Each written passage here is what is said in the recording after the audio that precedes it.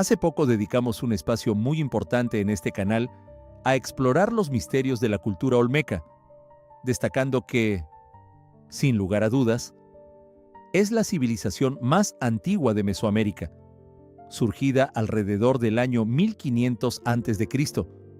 Aquel fue el punto de partida de la complejidad social en lo que hoy es México y Centroamérica. Sin embargo, si abrimos el mapa a la totalidad del continente americano y retrocedemos aún más en el tiempo, descubrimos que el origen absoluto de la civilización en el Nuevo Mundo se encuentra mucho más al sur.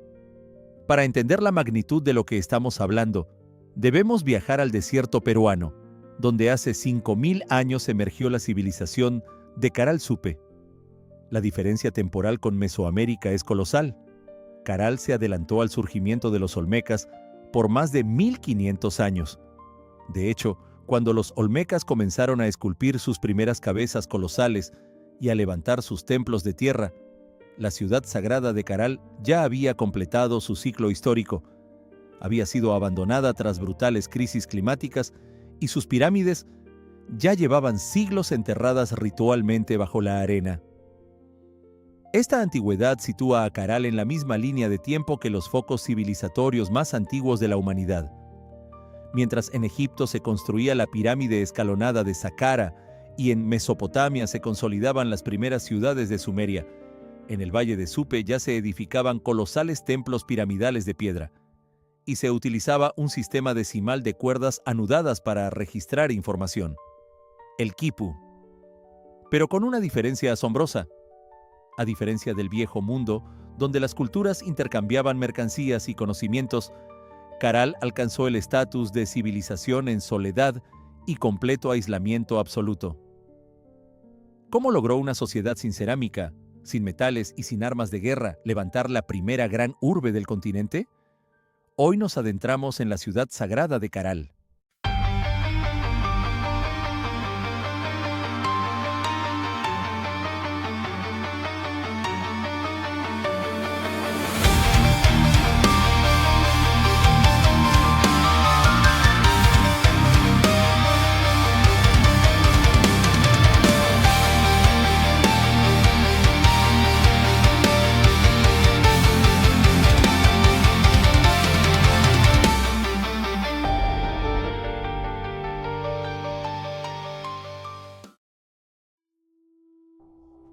Durante casi 4000 años, las pirámides más antiguas de América estuvieron ahí, escondidas a la vista de todos, disfrazadas de simples cerros por el viento del desierto y un secreto del pasado.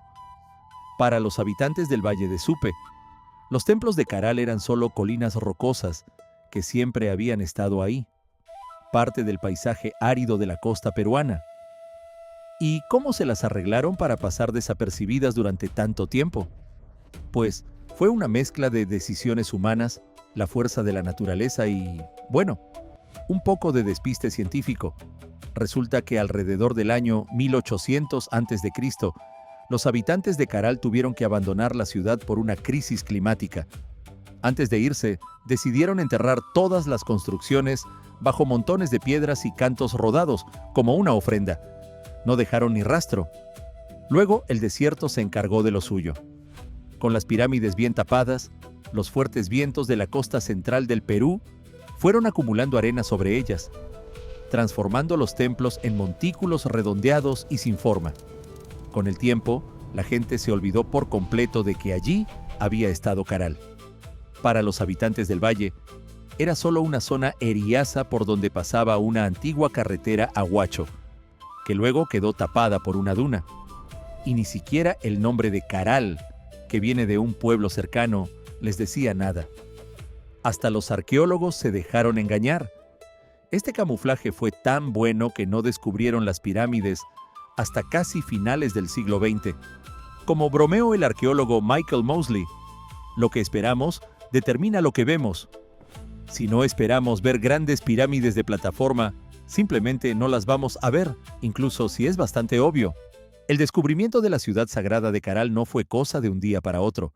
Fue un proceso fascinante que duró casi un siglo y que puso en tela de juicio las ideas más tradicionales de la arqueología americana.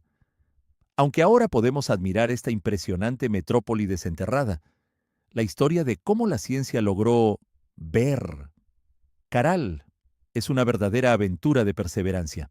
El descubrimiento de Caral no empezó en sus pirámides, sino mucho antes, en un lugar inesperado.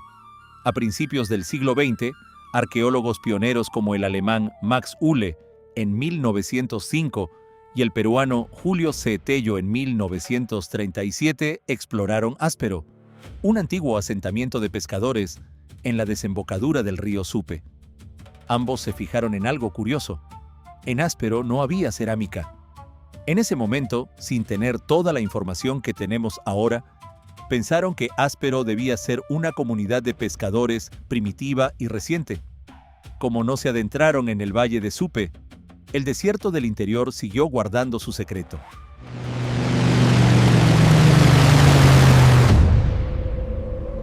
En 1948, el historiador estadounidense Paul Kosok, conocido por sus estudios sobre las líneas de Nazca, y el arqueólogo Richard Scheidel sobrevolaron y visitaron el valle de Supe. Desde el aire, Kosok observó un enorme complejo que los lugareños llamaban Chupacigarro, en honor a un ave local.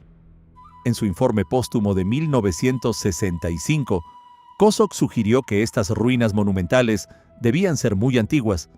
Sin embargo, se encontró con un obstáculo. No había fragmentos de cerámica en la superficie. En el siglo XX, la arqueología seguía una regla: sin alfarería no hay civilización. Por eso, la comunidad académica ignoró el hallazgo de Kosok durante años, pensando que Chupacigarro era solo un cerro natural o un campamento sin importancia. A partir de ese momento clave, la investigación y el desenterrado de la ciudad se fueron desarrollando poco a poco a través de varias etapas importantes. En 1975, el arquitecto peruano Carlos Williams hizo un estudio detallado de los monumentos del Valle de Supe, registrando el sitio como Chupacigarro Grande. Empezó a analizar las características únicas de su arquitectura monumental.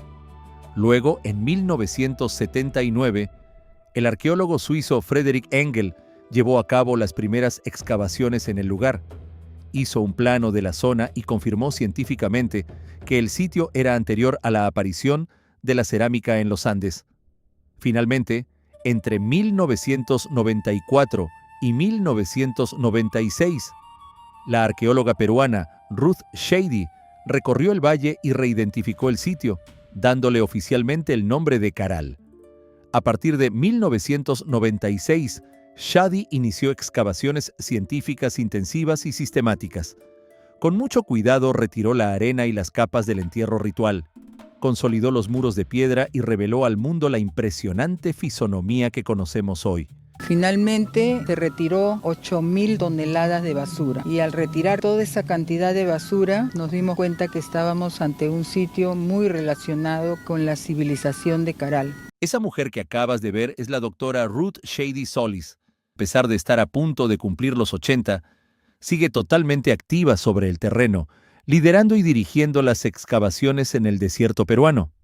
Ruth Shady no se detiene por una sencilla razón: Caral Supe no para de revelar misterios. A medida que las prospecciones arqueológicas continúan expandiéndose por todo el valle, los últimos y revolucionarios acontecimientos científicos demuestran que lo que creíamos saber sobre la civilización más antigua de América era solo la punta del iceberg.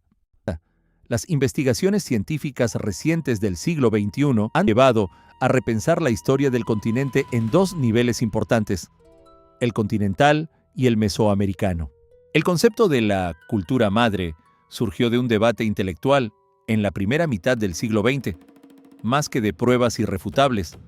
Fue formalizado en 1942 por el famoso arqueólogo mexicano Alfonso Caso y el artista e investigador Miguel Covarrubias durante una importante mesa redonda sobre el problema olmeca en Tuxtla Gutiérrez, Chiapas. Entonces, las excavaciones de Matthew Sterling en San Lorenzo y La Venta empezaban a mostrar la increíble antigüedad y la monumentalidad de las cabezas colosales y las tallas de jade.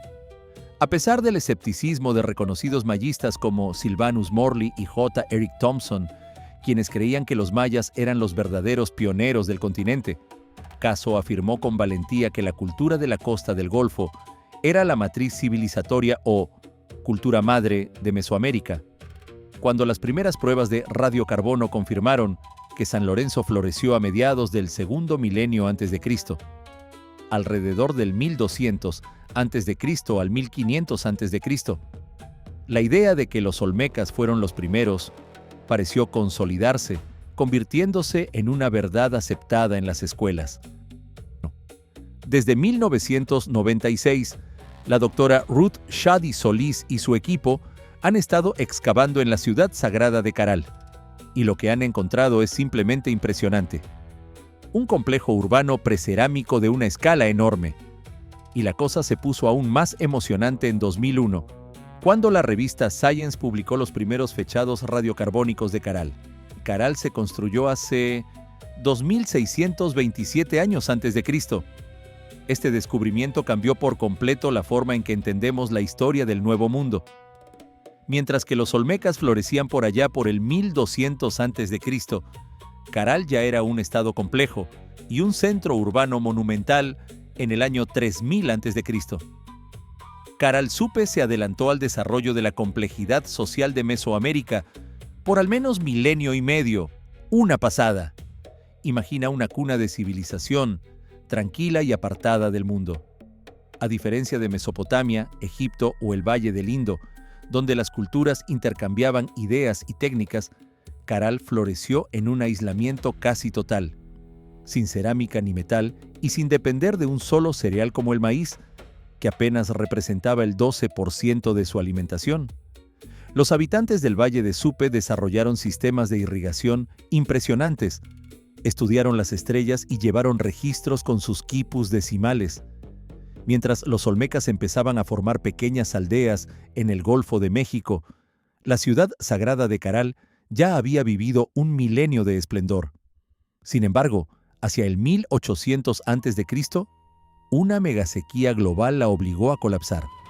Antes se creía que la iconografía de las vasijas de lujo de todo México venía exclusivamente de San Lorenzo, una importante ciudad olmeca, pero estudios arqueométricos recientes, con técnicas súper avanzadas, han demostrado que la cosa era mucho más compleja. Por ejemplo, en 2005, el arqueólogo James B. Stoltman y su equipo hicieron un estudio petrográfico, ¡qué palabreja!, analizando los componentes minerales de vasijas de estilo olmeca encontradas en diferentes sitios de México. Y adivina qué, el comercio era bidireccional. Las vasijas no solo salían de San Lorenzo hacia las tierras altas de Oaxaca, San José Mogote, sino que también llegaban vasijas de Oaxaca a San Lorenzo. Era un intercambio recíproco. De hecho, algunas vasijas suntuarias encontradas en la capital olmeca se habían hecho en Oaxaca. Así que San Lorenzo no era el único que repartía el paquete civilizatorio, sino que era un socio comercial más. Y eso no es todo. Hoy en día, la ciencia prefiere hablar de culturas hermanas en lugar de cultura madre. Los datos muestran que mientras los olmecas construían sus centros en el Golfo, otras culturas avanzaban con la misma fuerza en otras partes de Mesoamérica. ¡Qué emocionante!, ¿verdad? En el litoral pacífico de Chiapas y Guatemala, la cultura mocaya del Soconusco se dedicaba a la agricultura, cultivando cacao desde el 1900 a.C. hasta el 1500 a.C. Imagínate, en San José Mogote, Oaxaca, desarrollaron sistemas de riego avanzados, fabricaban espejos de hierro, tenían defensas militarizadas y dejaron los primeros registros de escritura jeroglífica de Mesoamérica. Un pueblo muy ingenioso. Por otro lado, en Teopantecuanitlán, Guerrero, se encuentra arquitectura monumental de piedra y sofisticados canales hidráulicos de desvío de agua, algunos incluso anteriores al estilo olmeca clásico. Y no nos olvidemos de Zoapilco y Tlatilco, en el centro de México, donde sus asentamientos con tecnologías cerámicas y estilos decorativos propios muy complejos influyeron mutuamente en el desarrollo ideológico de la región. ¡Qué historia tan fascinante! Mesoamérica no surgió de una sola fuente. En realidad, fue el resultado de un proceso dinámico donde muchas sociedades compartieron, adaptaron e hibridaron tecnologías, mitos e ideas. Y si buscamos la verdadera madre de la complejidad social y el urbanismo monumental en América, la ciencia moderna apunta directamente al desierto andino de Caral Supe. Allí, la historia civilizatoria comenzó 1,5 milenio antes de que se esculpiera la primera cabeza colosal de basalto en el Golfo de México. Resulta que, mientras los faraones egipcios construían la gran pirámide de Keops, ciudades de Sumeria, florecían en Mesopotamia. A más de 12,000 kilómetros de distancia, la civilización de Caral Supe ya levantaba pirámides monumentales súper resistentes a los terremotos. En un desierto árido de la costa de Perú, esta sociedad construyó edificios de piedra enormes y plataformas monumentales entre el 3000 y el 1800 a.C. Una de las cosas más impresionantes de Caral Supe son sus pirámides. Lo más curioso es que esta sociedad tan avanzada era completamente precerámica y acerámica. En lugar de usar vasijas de arcilla, los caralinos usaban mates de calabaza deshidratada para guardar cosas y platos tallados en piedra. Su economía se basaba en un sistema dinámico de complementariedad agropesquera, y llevaban la cuenta con un sistema decimal de cuerdas anudadas llamado quipu de Caral. Este quipu, con sus 4,500 años de antigüedad, es el código de registro más antiguo de América. ¡Una pasada! En el Viejo Mundo, el surgimiento de la complejidad social y del Estado se ha explicado tradicionalmente como resultado del intercambio de tecnologías y la difusión cultural entre regiones. Lugares como Mesopotamia, Egipto, el Valle del Indo y China se beneficiaron mutuamente a través de contactos directos o indirectos, compartiendo innovaciones clave como la atracción animal, la rueda y la metalurgia del bronce, que impulsaron su desarrollo. Sin embargo, la civilización de Caral Supe presenta un caso fascinante y único. A diferencia de otras civilizaciones, alcanzó su estatus sin influencias externas ni aportes de técnicas de otras partes del mundo. Esto significa que sus ingenieros, arquitectos y científicos tuvieron que desarrollar sus propias soluciones innovadoras. Como resultado, crearon avances impresionantes, como la ingeniería estructural antisísmica con shikras, la agricultura hidráulica de riego, la acústica arquitectónica, la astronomía de horizonte y un sofisticado sistema de registro decimal. Su capacidad para innovar de forma independiente es realmente notable. Las investigaciones multidisciplinarias llevadas a cabo entre 2025 y 2026 han dado un giro de 180 grados a lo que creíamos saber sobre Caral.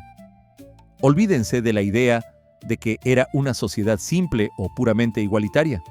Resulta que era mucho más compleja de lo que imaginábamos, gracias a tecnologías de punta como el escaneo láser 3D, la fotogrametría aérea, el análisis avanzado de radiocarbono y los estudios paleogenómicos moleculares.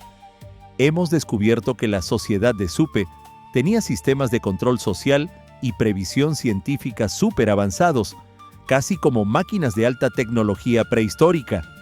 La cuenca del río Supe es un corredor geográfico y cultural de tan solo 40 kilómetros que conecta el Océano Pacífico con las estribaciones de la cordillera andina, albergando 25 asentamientos monumentales de la civilización Caral, que compartían una misma tradición arquitectónica y social. Entre los descubrimientos más impresionantes de estos años se encuentran el Observatorio Astronómico de Áspero, abril de 2026, una estructura de plataformas ovaladas superpuestas con una enorme huanca, piedra vertical, en la parte superior. Esta piedra funcionaba como un gnomon, proyectando sombras con una precisión matemática increíble.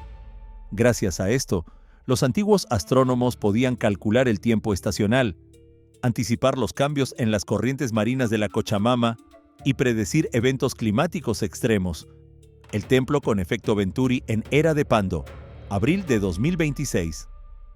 Este templo tenía un altar de fuego sagrado circular de 7 metros de diámetro, precedido por un patio rectangular monumental que funcionaba como un filtro exclusivo para la élite. Un lugar realmente especial, Estos descubrimientos nos muestran que Caral era una sociedad increíblemente avanzada, con conocimientos científicos y tecnológicos que nos dejan boquiabiertos. Las excavaciones han revelado que este fogón utilizaba conductos de ventilación subterráneos basados en el principio físico de la mecánica de fluidos, conocido como el efecto Venturi. Este ingenioso diseño aprovechaba la energía del viento para mantener llamas intensas y uniformes, sin necesidad de fuelles humanos, para que las ceremonias privadas dentro de la cámara circular parecieran aún más poderosas. Construyeron un sistema de conductos de ventilación cerrado debajo del piso del altar, con diferentes áreas de sección transversal. Cuando el viento ambiental entra en el conducto subterráneo y pasa de una sección transversal más grande a una zona restringida, su velocidad debe aumentar. Según la ecuación de Bernoulli, este aumento en la energía cinética resulta en una caída localizada en la presión estática, lo que permitió la incineración rápida y completa de ofrendas como conchas marinas, cuentas de Spondylus, fragmentos de cuarzo, pescado y productos agrícolas. Para los observadores que esperaban en el patio inferior, el fuego parecía arder con intensidad sobrenatural, alimentado no por el esfuerzo humano, sino por la sanción divina, validando la conexión exclusiva de la élite con el cosmos. Y hablando de ingenio, no te pierdas el Salón de los Pututos, en Peñico.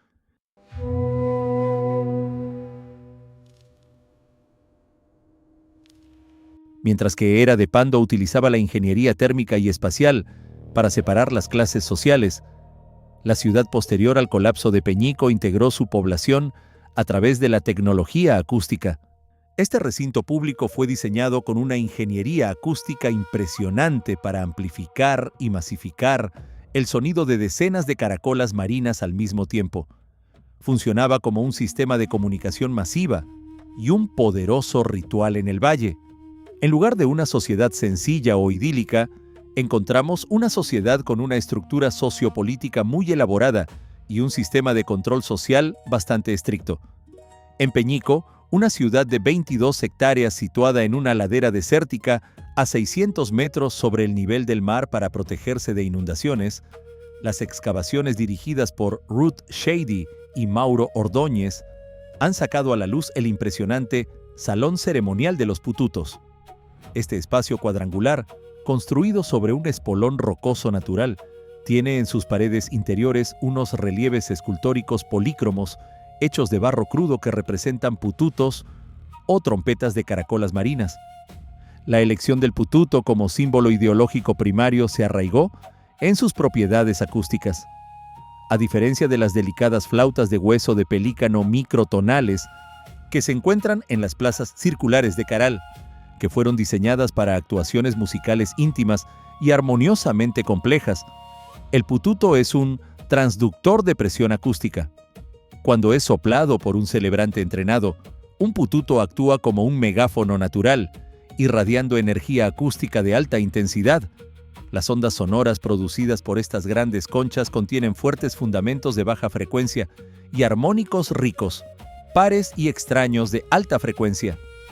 Las olas de baja frecuencia se propagan a través del aire del desierto seco y de baja densidad, con una atenuación atmosférica mínima y absorción del suelo, lo que permite que el sonido de un pututo viaje a distancias superiores a 5 a 10 kilómetros. Al colocar el Salón de los Pututos en un espolón rocoso natural, los arquitectos sacerdotes de Peñico aprovecharon la amplificación topográfica. La base de piedra sólida elevada actuó como un deflector acústico, un espacio diseñado específicamente para amplificar y reflejar las ondas sonoras hacia afuera a través del fondo del valle. Cuando se soplaron docenas de pututos al mismo tiempo dentro de este espacio, las ondas de sonido resultantes se combinaron de una manera que las reforzó mutuamente, creando una baliza acústica omnidireccional que divide las orejas. Este sistema no era para entretenimiento, era un altavoz de alta tecnología. Más bien, era una llamada a la acción, coordinando el trabajo de miles de agricultores y pescadores repartidos por el Valle del Desierto. Este sistema de ingeniería acústica jugaba un papel clave en las funciones sociopolíticas de la región. En el asentamiento de Era de Pando, el control del espacio sagrado y la exclusividad del rito alcanzaron su punto álgido. En mayo de 2025, el equipo de la zona arqueológica Caral hizo un descubrimiento fascinante en el edificio público piramidal mayor CE1, un impresionante altar de fuego circular de unos 7 metros de diámetro. Lo que realmente lo hace especial es su antesala, un enorme patio rectangular hundido de 16 metros de largo por 8 metros de ancho, al que se accedía por una escalinata que bajaba desde el salón ceremonial de la pirámide. Esta disposición no era casualidad. Funcionaba como un filtro físico y visual muy selectivo. Mientras que la gente se reunía en las grandes plazas exteriores de Caral, este patio de Era de Pando actuaba como un embudo social, donde la gente común esperaba fuera, permitiendo solo a una élite política y religiosa cruzar el patio para presenciar de forma exclusiva lo que sucedía frente al fuego sagrado. Dentro de este espacio restringido, la élite no solo fortalecía alianzas diplomáticas e interregionales mediante la quema ritual de bienes suntuarios y exóticos, como cuarzo, productos agrícolas selectos y moluscos traídos de la costa, sino que también demostraba su dominio tecnológico a través del fuego. Como las investigaciones no han encontrado murallas defensivas, cicatrices de batalla ni armas de metal en todo el Valle de Supe, parece que el Estado no gobernaba con la fuerza militar, sino a través de una sofisticada coerción teocrática. La cohesión y obediencia de la gente se aseguraban mediante la exclusividad de los rituales, la diplomacia ritualizada, la manipulación de la acústica urbana y el control absoluto de la tecnología del espacio sagrado.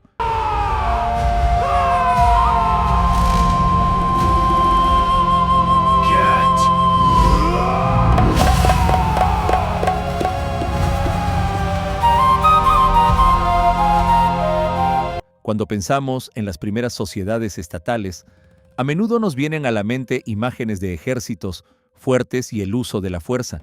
En los valles costeros secos de la región Norte Chico, el antiguo estado de Caral, 3000 a 1800 a.C., logró mantener su influencia regional sin un ejército permanente, muros defensivos ni armas de metal. Increíble, ¿verdad? En lugar de recurrir a la fuerza, las élites gobernantes de Caral usaron estrategias inteligentes y creativas, manipulaban los sentidos de la gente, organizaban rituales tecnológicos y mantenían una estricta separación de espacios. Estos hallazgos, encontrados en el sitio de transición de Era de Pando y el centro urbano formativo temprano de Peñico, nos dan una idea de esta teocracia sin armas. Demuestran que el diseño de los edificios, la acústica y la mecánica de fluidos se usaban de forma sistemática para controlar a la población y coordinar a las masas. Una auténtica maravilla de la ingeniería social. La civilización Caral, lejos de ser aburrida, era todo un ejemplo de adaptación. Alrededor de 2200 a 2100 a.C., los pueblos del Valle del Supe decidieron dar un paso adelante y transformarse en ciudades más grandes y modernas.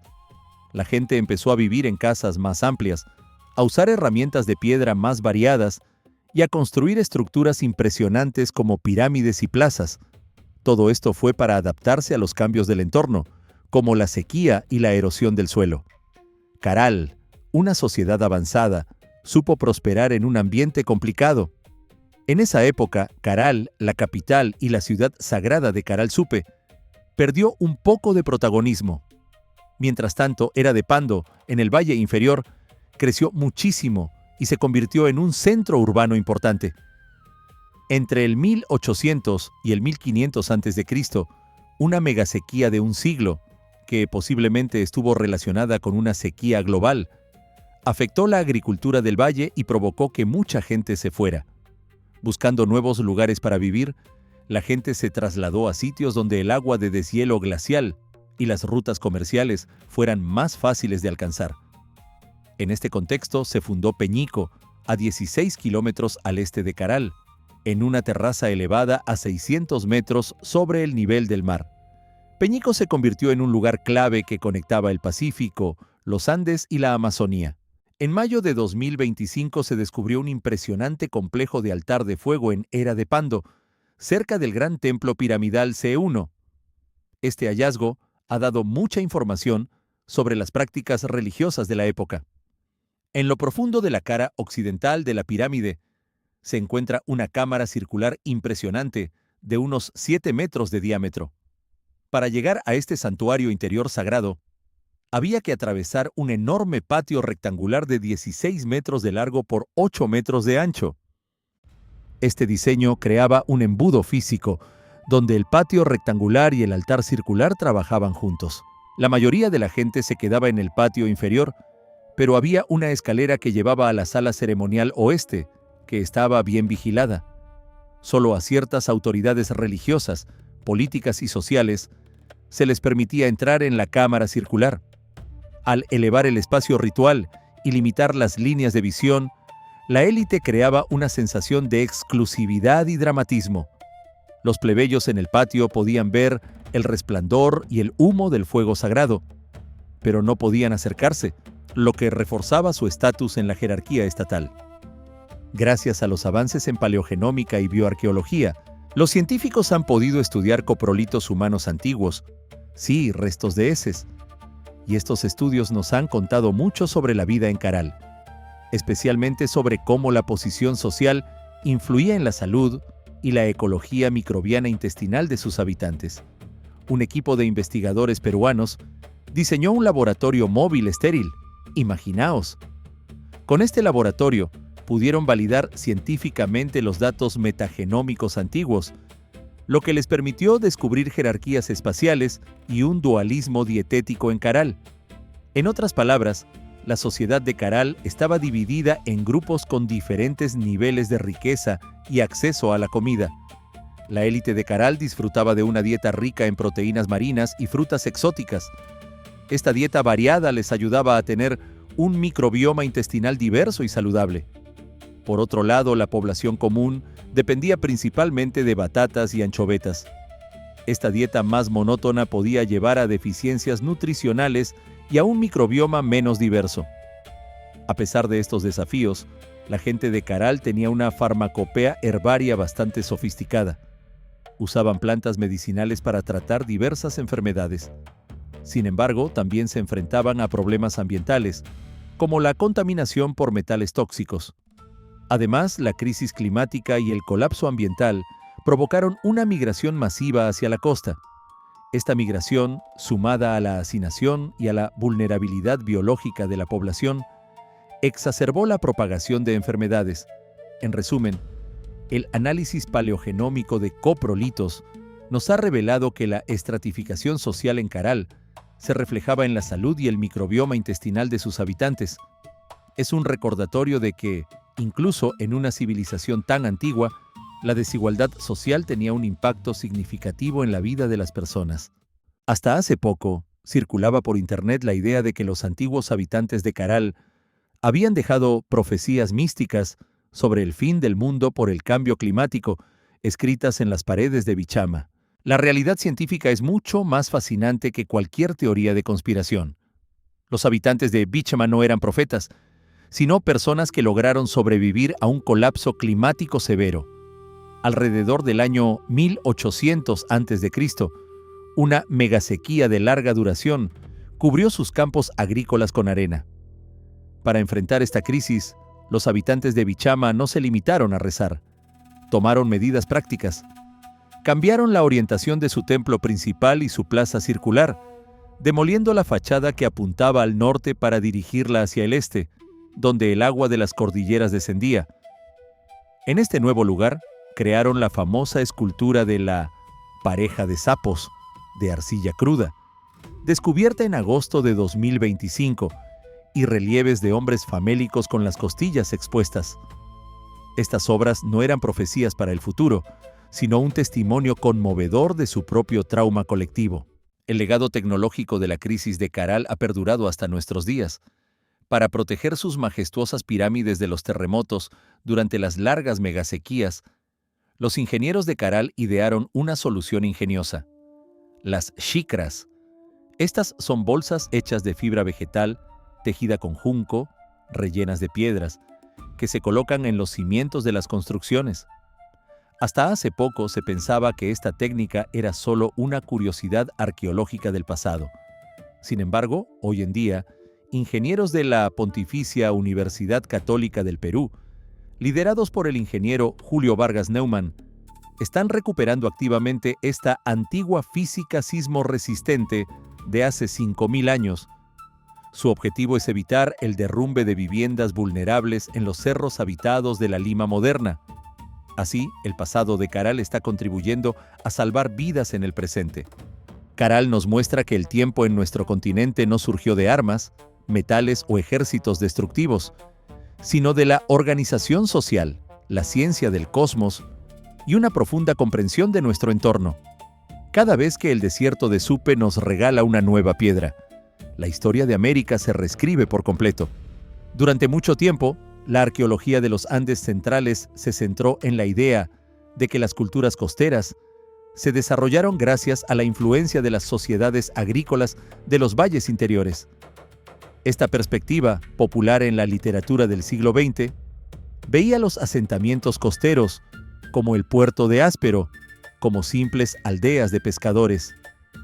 Se pensaba que estas comunidades costeras no tenían una estructura social compleja y que su principal actividad era proporcionar anchoveta seca y mariscos deshidratados al valle de Supe para alimentar a los grandes centros piramidales agrícolas como la ciudad sagrada de Caral. En abril de 2026 se descubrió algo increíble en Áspero, en el sector J1, un observatorio astronómico arqueométrico de doble nivel. Esto nos ha cambiado la idea que teníamos del arcaico tardío, 3000 a 1800 a.C. Resulta que estos antiguos pescadores tenían conocimientos científicos avanzados y los usaban para entender el cielo. Este observatorio era un espacio especial para registrar el movimiento de las estrellas y los planetas. Demuestra que la gente de la costa no necesitaba que nadie les dijera qué hacer. Ellos mismos observaban el cielo para interactuar con su entorno, que a veces era bastante complicado. Además, este descubrimiento nos ha hecho pensar de otra manera sobre la economía política andina. No era solo que la gente contemplara las sombras del sol y la luna. Las usaban para controlar su territorio y asegurarse de tener suficiente comida. El dicho, quien controla la sombra, controla el alimento del desierto, cobra todo el sentido. Los especialistas locales podían predecir los cambios de estación y clima con mucha precisión, lo que les ayudaba a mantener una producción estable en la costa. Esto creaba una relación de respeto y colaboración con las comunidades del interior. Es fascinante ver cómo la observación del cielo jugaba un papel tan importante en su vida. El observatorio de Áspero está situado en la parte sur del asentamiento, en una zona estratégica llamada Sector J1. Para llegar, hay que pasar por los impresionantes conjuntos monumentales de la Huaca de los Ídolos y la Huaca Alta. Su ubicación no es casualidad. Se encuentra en una elevación natural que ofrece una vista panorámica de 360 grados, abarcando tanto la costa del Pacífico como la cuenca baja del río Supe. Esta ubicación privilegiada permitía a los operadores del observatorio observar el movimiento de los astros en relación con el horizonte y la desembocadura del río. La construcción del observatorio se realizó con materiales locales, cantos rodados y guijarros del río Supe, unidos con una arcilla densa y fina que servía como mortero. Lo que hace único al observatorio de Áspero es su diseño de doble nivel, una característica que no se encuentra en otros observatorios de la civilización Caral.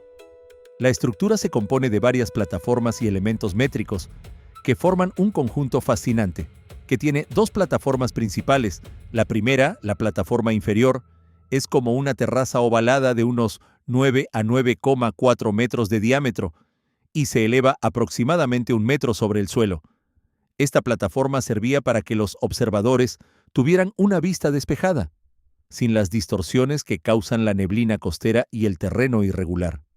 Encima de esta está la plataforma superior, que tiene forma circular y mide entre 4 y 4,8 metros de diámetro.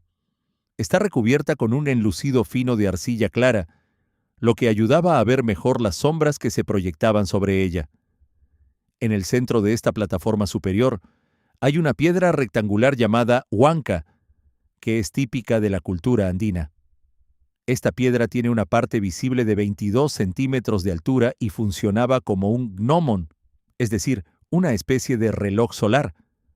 Su sombra proyectada sobre la plataforma circular permitía medir con mucha precisión la posición del Sol y la Luna a lo largo del año. Primero, tenemos la huaca de los ídolos en el sector B1.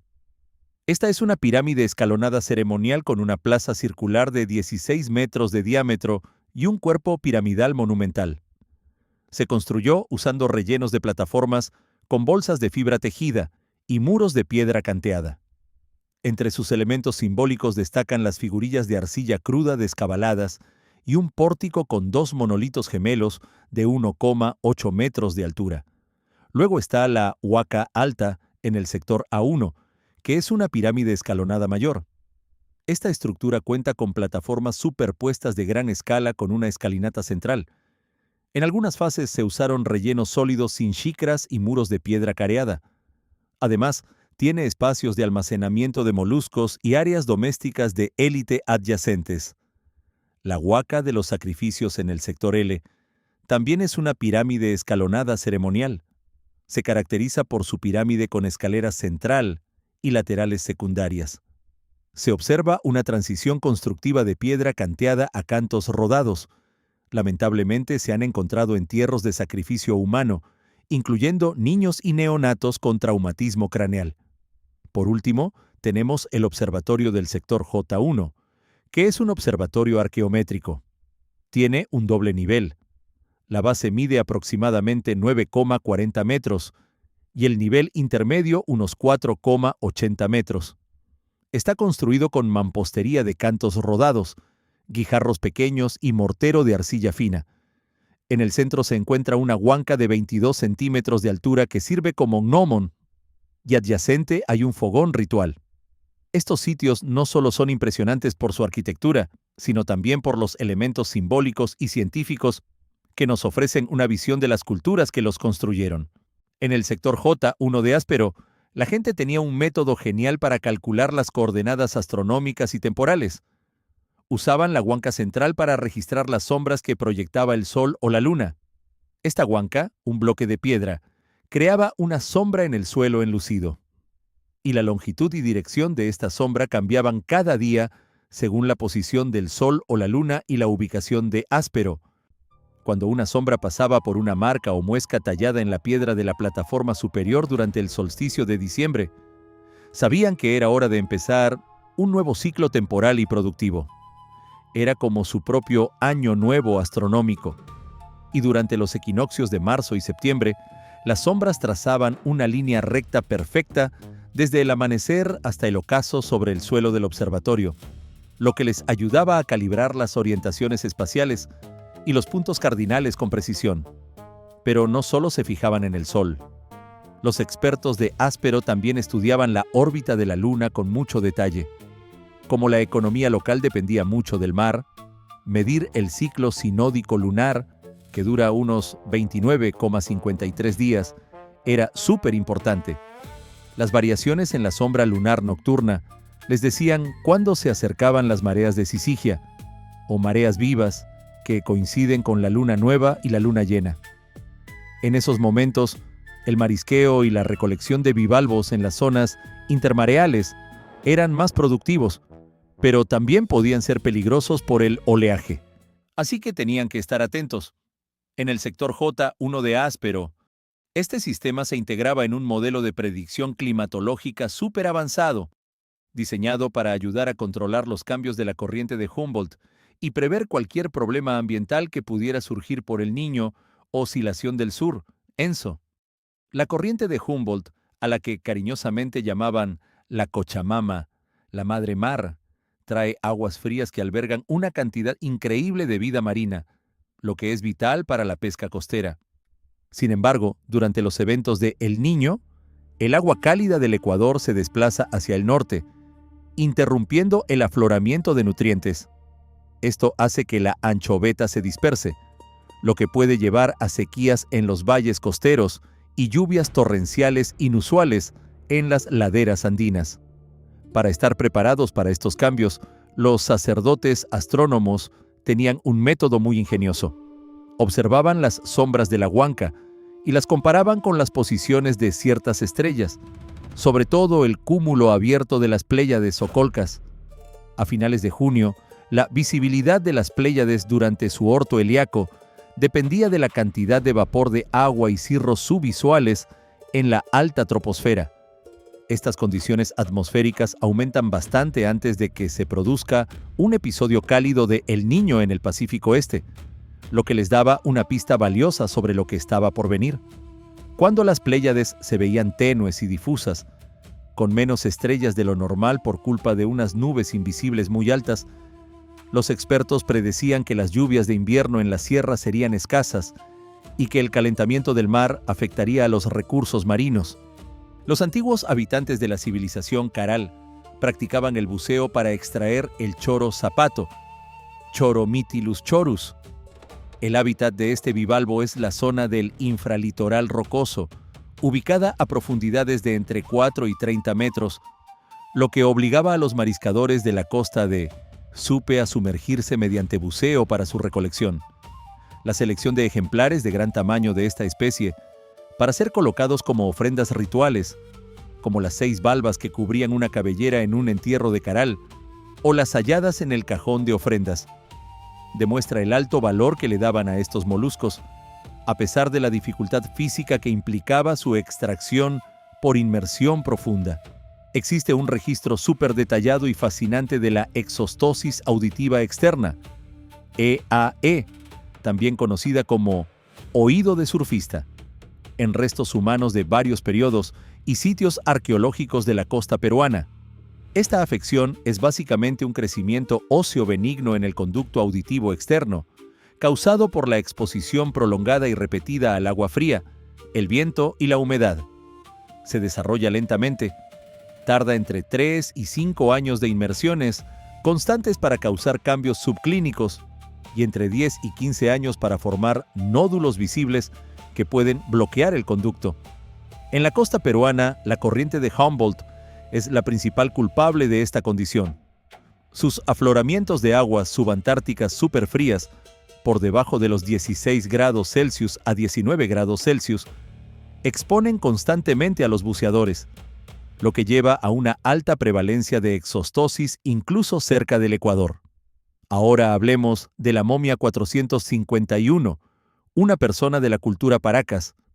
Esta momia fue enterrada con mucho mimo, envuelta en un fardo funerario impresionante, con capas de mantos de lana de camélido bordados, cerámica fina y objetos de metalurgia selecta. Estos objetos eran exclusivos de la élite de Paracas, lo que indica que la momia 451 era una persona importante. ¿Y qué la hacía tan especial? Dominaba el arte del buceo profundo para extraer recursos valiosos del mar, como el bivalvo rojo Spondylus, que vive a más de 15 o 20 metros de profundidad. Este no era un trabajo cualquiera, sino una actividad de gran prestigio, relacionada con el poder político y ceremonial. El buceador era como un puente entre el mundo de los vivos y el inframundo acuático. Ahora pasemos al fardo funerario CE, FC1, de Cerro Colorado, en Huacho, de la cultura chancay, del período intermedio tardío, siglos XIII y XIV. Aquí encontramos los restos de un pescador tradicional de entre 50 y 60 años. Este hombre tenía una condición llamada exostosis bilateral, que le afectó gravemente los conductos auditivos y le provocó una pérdida auditiva severa, probablemente dejándolo completamente sordo en sus últimos años. A pesar de esto, su vida fue importante y su historia nos ayuda a entender cómo era la vida de los pescadores en esa época. Estos descubrimientos nos recuerdan la riqueza y la diversidad de las culturas antiguas y cómo adaptaron sus habilidades y conocimientos al entorno que los rodeaba. Es increíble pensar en las vidas de estas personas y en el legado que nos han dejado. Imagínate, estos antiguos habitantes eran unos auténticos expertos en el mar, tanto que desarrollaron una condición conocida como oído de surfista. Esto, junto con otros signos de desgaste físico, como artritis y pérdida de dientes, nos cuenta la historia de una vida llena de actividad y trabajo duro. A pesar de sus dolencias, fue enterrado con un respeto impresionante, envuelto en 25 textiles diferentes. Ahora, vamos a Puémape, en la Libertad, durante el periodo formativo 2500 a.C. a 1 a.C. Aquí los arqueólogos encontraron exostosis en un buen porcentaje de la población, tanto adultos como niños. Para saber si los esqueletos infantiles eran de niños o niñas, usaron una técnica súper avanzada llamada análisis proteómico del esmalte dental. ¿Y adivina qué? Tanto niños como niñas tenían exostosis, lo que significa que desde muy chiquitos ya estaban metidos en el agua, nadando, jugando y buceando. Es como si su trabajo en el mar ya estuviera escrito en sus huesos desde la infancia. Finalmente, nos vamos a Huaca Prieta, en el complejo arqueológico El Brujo, durante el periodo precerámico y formativo Cupiznique. Este lugar también nos ofrece una ventana al pasado, mostrando cómo estas antiguas comunidades se adaptaban y prosperaban en su entorno costero. Es increíble pensar en cómo estas personas vivían y trabajaban, y cómo sus vidas están tan conectadas con el mar. A lo largo de nuestros viajes por este canal, hemos aprendido que el mapa de nuestro pasado está lleno de fronteras invisibles. Hace la asombrosa cifra de 5000 años, mientras se erigían las pirámides de Giza en Egipto y florecían las primeras dinastías en Mesopotamia, la civilización Caral ya dominaba el desierto, construyendo majestuosas pirámides, plazas circulares hundidas y complejos residenciales sin necesidad de murallas ni ejércitos. El reciente descubrimiento de nuevos recintos como la Ciudadela de Peñico o los altares de fuego en Era de Pando nos demuestra que la arqueología no es una ciencia estática dedicada a catalogar reliquias muertas. Es una ciencia viva, una disciplina en constante evolución, donde lo que hoy damos por sentado, mañana puede transformarse por completo. En la arqueología, la historia nunca está terminada de escribir. Si pasado mañana una excavación, fortuita en la pampa argentina, en las profundidades de la selva, o incluso bajo las rocas de Gibraltar, revelara una civilización desconocida de hace millones de años, toda la historia de la humanidad cambiaría en un segundo. Y eso no es un error de los libros, es la belleza de una ciencia que respira, que se corrige a sí misma y que sigue excavando para devolvernos la identidad. Por eso seguimos aquí, explorando cada mes las novedades que la Tierra nos regala, porque el pasado no es un misterio resuelto, sino una aventura que se redefine con cada palada de arena. Si quieres seguir descubriendo los secretos que el desierto y el tiempo aún tienen guardados para nosotros, no olvides suscribirte, darle un buen like si te ha apasionado este viaje, y dejarme en los comentarios qué rincón del mundo te gustaría que desenterremos en el próximo video. Nos vemos en la siguiente aventura.